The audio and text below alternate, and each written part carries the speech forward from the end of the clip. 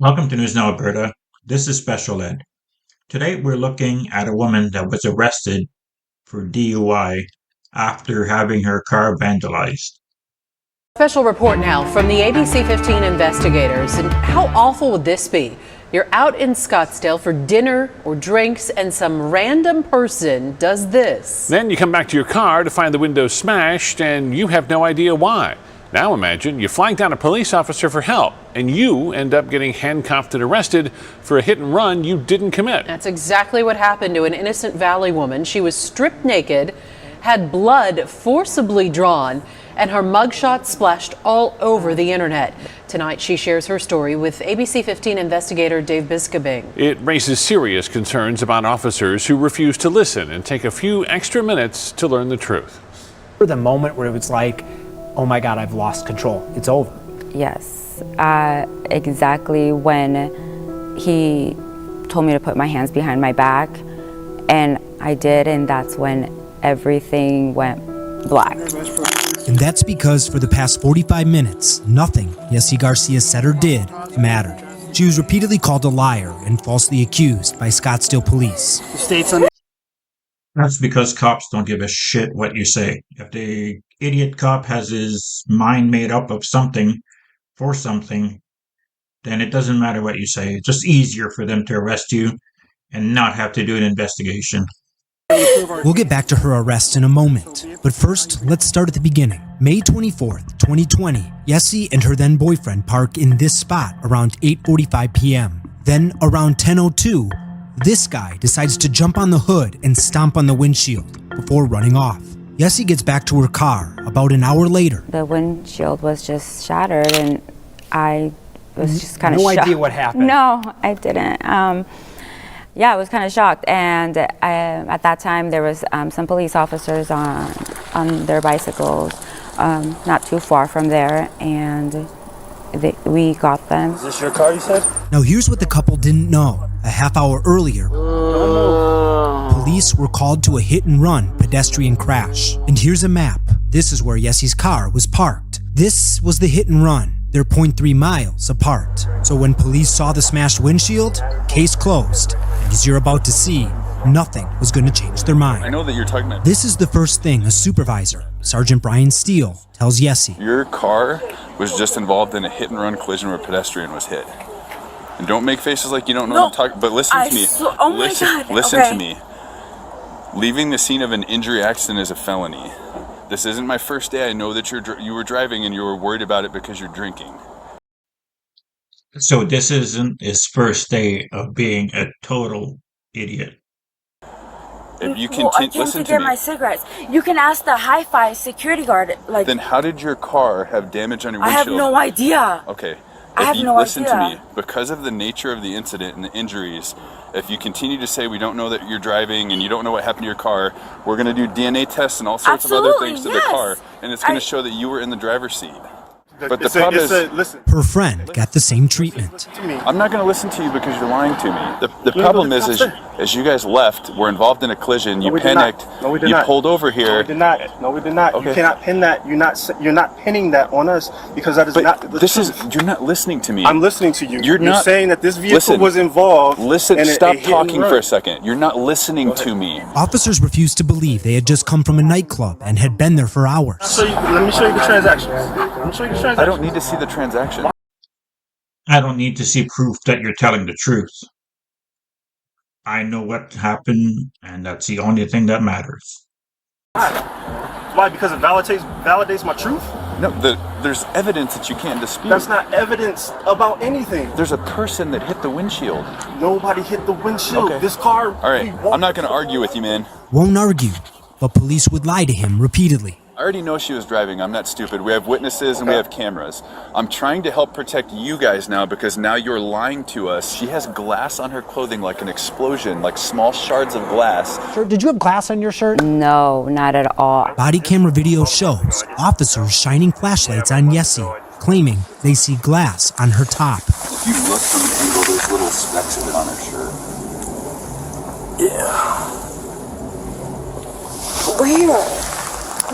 And like we said earlier, leading to her arrest, there was nothing Yessie could say or do to change their mind. I said I didn't do this. That's all I could say, and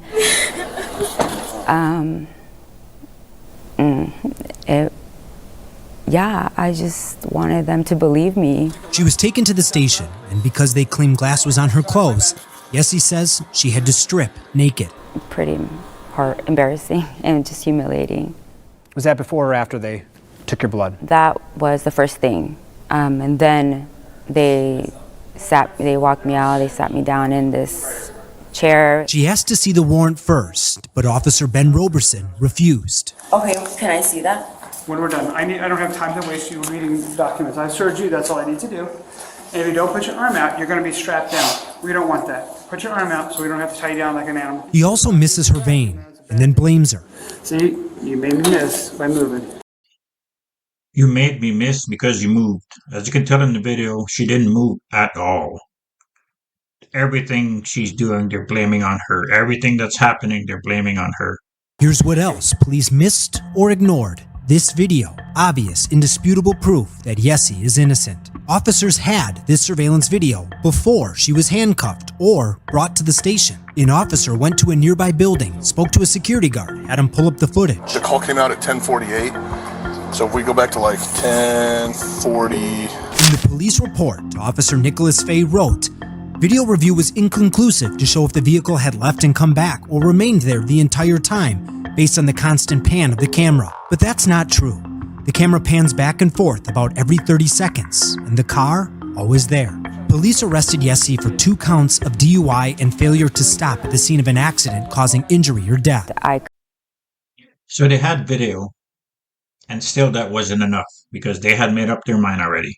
It was panning every 30 seconds, so she would have had to leave for like 20 seconds for it to still be there. Couldn't believe it. I had cooperated. I had done everything that they asked me to. I guess the fact that they just wouldn't check the cameras. Several days after her arrest, Yessie hired a defense attorney who tracked down his own copy of the video and sent police a timestamped version. That's when Scottsdale dropped the charges. But the damage was done because the morning after her arrest, her mugshot already on the news and all over the internet. Even the New York Daily News. Yessie filed a lawsuit in late May, but she's dropping the suit. Attorneys tell her because of qualified immunity, it will be too difficult to hold the officers accountable. Why are we sitting down here? Why is this a story you're willing to tell? Now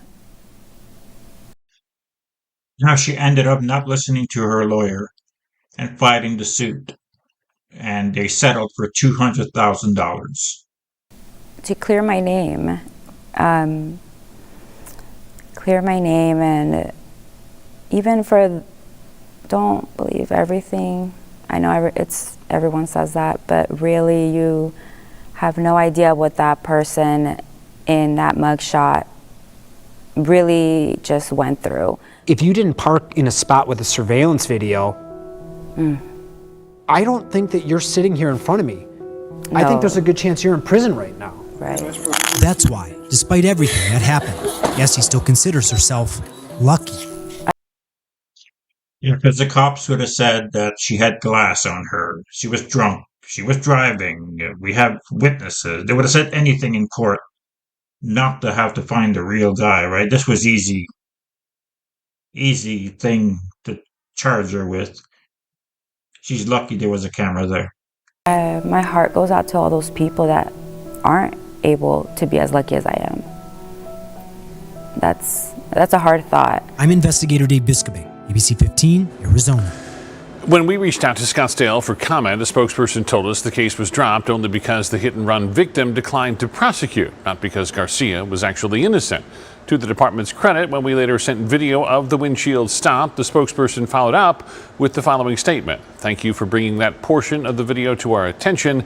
This video does bring up questions that need to be answered. This incident occurred 14 months ago. However, our new chief, Jeff Walter, takes these matters very seriously and has asked for a formal internal affairs investigation to fully review the incident. So even though the cops had the video, even though the lawyer sent them the video, again, with the span of what happened in their files, she still hit that guy, but the guy refused to prosecute her. Not until the news agency sent them the video again that they said, oh, yeah, we didn't see that. We'll do something about it. They did do something about it. They gave the cop, the sergeant, the harshest punishment that they could for ruining someone's life, which is 40 hours of unpaid suspension. For almost ruining someone's life, 40 hours of unpaid suspension. What do you think of this? Did this cop deserve a lot more? Let me know in the comments. Please like, share, and subscribe. Thank you.